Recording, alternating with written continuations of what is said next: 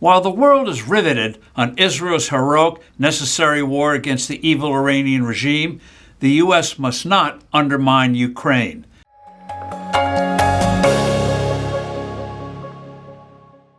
Hello, I'm Steve Forbes, and this is What's Ahead, where you get the insights you need to better navigate these turbulent times. The next few weeks will profoundly affect the future security of the U.S. and the free world. The immediate question is whether the Israelis, with appropriate American support, will fully finish off Iran's nuclear program, including the elimination of the mullah's ballistic missiles and missile launchers, as well as the regime's capacity to manufacture drones. Nothing less will do.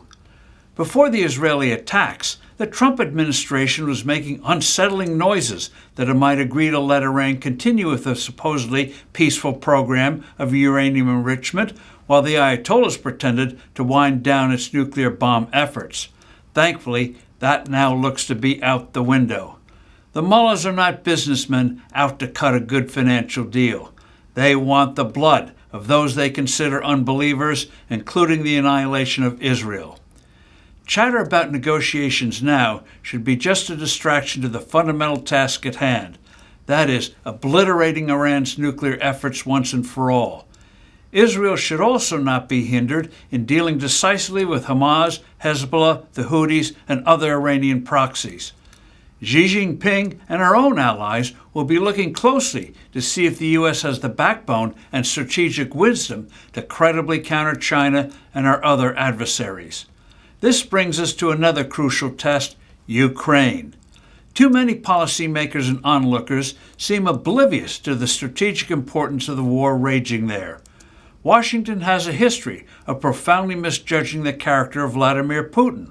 He can be charming and seemingly sincerely interested in working with other leaders, especially American presidents. Before he belatedly woke up to the true Putin, President George W. Bush declared, quote, "I looked the man in the eye. I found him to be very straightforward and trustworthy. I was able to get a sense of his soul," end quote. Bush's successors haven't been much better. Despite blunders and Russian casualties now approaching 1 million men, Putin believes he can win this war. He's convinced that his meat grinder offensives will wear down the Ukrainians and get more and more territory. These gains, Putin thinks, will lead Washington to taper off crucial weapons from the U.S. and NATO. The U.S. will effectively wash its hands of Ukraine.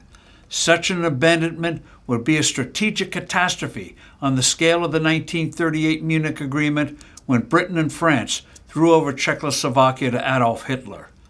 President Trump's persistent wooing of Putin fans these concerns. His remarking that the G7 should be the G8 with Russia brought back into this exclusive club, or even the G9 with China in as well, and his saying that Putin can play a role in generating a deal between Israel and Iran stirred deep anxieties. The correct course is clear: help Israel do what needs to be done with the Ayatollahs and sufficiently arm Ukraine to thwart Putin's imperial designs.